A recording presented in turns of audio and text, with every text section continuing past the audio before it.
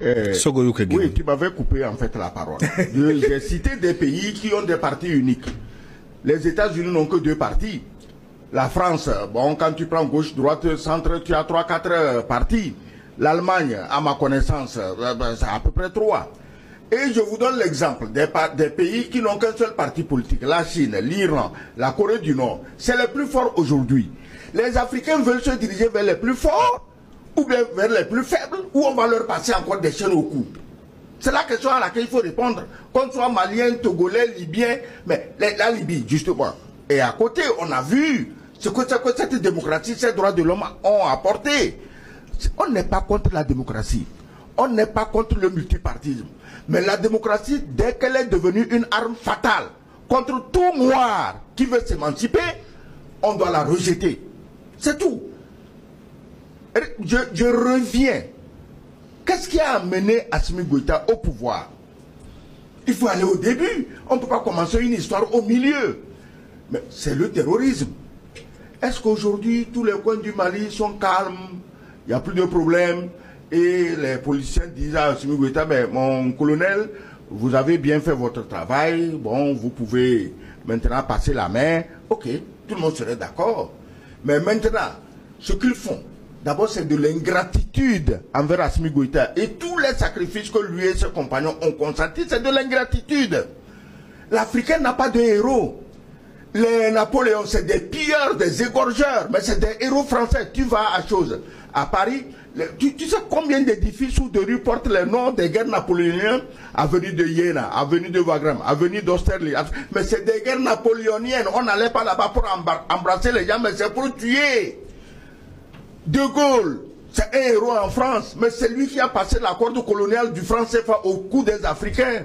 Mais l'Africain préfère faire de Gaulle un héros que de faire de Assimi Goïta qui veut le libérer un héros. Mais comment vous pouvez comprendre ça?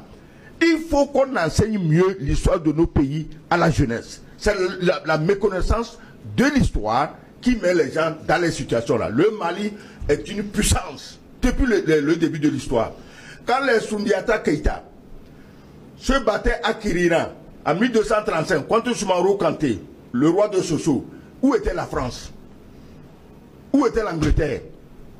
Quand Kaka Moussa allait à la Mecque avec tellement d'or que le cours de l'or a baissé au Caire dans les pays du Golfe, où était la France?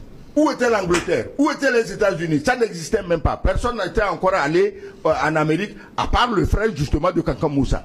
C'est lui le vrai découvreur de l'Amérique.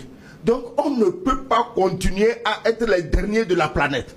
Les Chinois s'en sortent, les Vietnamiens s'en sortent, les Coréens s'en sortent, les Latino-Américains s'en sortent. Et c'est les Noirs qui sont toujours là à pleurnicher. Hein? La France vient nous niquer encore. Hein? Surtout sans vaseline. Viens. Pas nous. On veut démocratie française. Excellence. On veut droit de l'homme français. Il faut arrêter ça. Et Assimi Goïta doit arrêter ça. Mais je te disais des conditions d'éligibilité. Est-ce que tu sais qu'en Algérie, depuis la fin de la guerre, seuls les combattants du FLN sont au pouvoir? Est-ce que tu sais ça? Mais tu voulais quoi? Qu'on aille prendre les harkis qui ont trahi l'Algérie pour en faire le président de l'Algérie? Non. Ici aussi, ces harkis-là, ces traîtres du Mali, il faut les éloigner du pouvoir. Et dans tous les pays, il faut veiller à cela. Parce que quand quelqu'un dit quelque chose politiquement dans son pays, s'il le dit en tenant compte des intérêts de son pays, tout le monde applaudit. Mais s'il le dit parce que le matin, il a appelé l'Élysée, il a appelé le Quai d'Orsay, il faut le chasser. Il faut chasser ces gens-là. Il faut des critères clairs. Dans les pays en guerre, comme le Mali, le Burkina, le Niger, il faut des critères pour être éligible à un quelconque poste. On ne peut pas laisser comme ça. Ceux qui vous trahissent aujourd'hui, demain, vous ne voulez pas en faire des députés, des maires, des sénateurs et des présidents et des ministres. Ce n'est pas normal.